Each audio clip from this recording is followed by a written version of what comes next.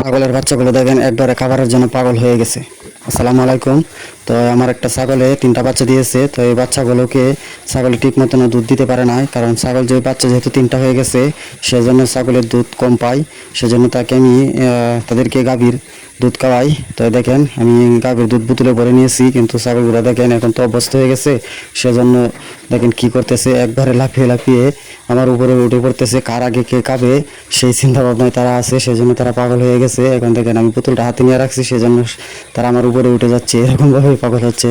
তো যে কোনো জিনিস একটা অভ্যাস হয়ে গেলে কিন্তু তারা এরকম করে। প্রথম প্রথম ওদেরকে খাওয়াইতেই পারি নাই, এখন আস্তে আস্তে খাওয়া শিখে গেছে। এখন আমি বোতল হাতে নিলেই আমার পিছনে ছুটে আসবে। তো দেখেন যেটা আগে ধরছে সেটাই টানতেছে। তো এখানে তারা কাড়াকাড়ি লাগে গেছে যে কার আগে কে খাবে, সেজন্য তো আমি প্রত্যেককে একটাকে আলাদা আলাদা সবসময় দেই, কারণ একসাথে দিই না, একসাথে দিলে তারা ঠিক মতন খাবার খেতে পারে না।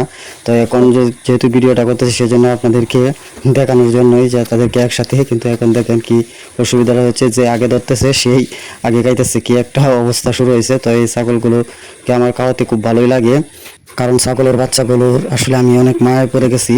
যখন সময় হয় তখন তাদের আগে আমারই মনে পড়ে যায় যে তাদেরকে দুধ খাওয়াতে হবে, আর তারাও আমার জন্যই অপেক্ষায় থাকে।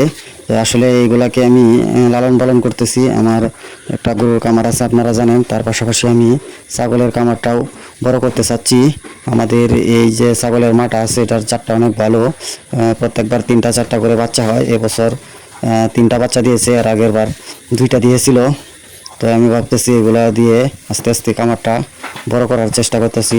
সেই জন্য আমি ওদেরকে একটু যত্ন সহকারে দুধ খাওয়াইতেছি, যাতে ভালোভাবে এগুলা বড় হয়। তো সকলে আমার জন্য দোয়া করবেন।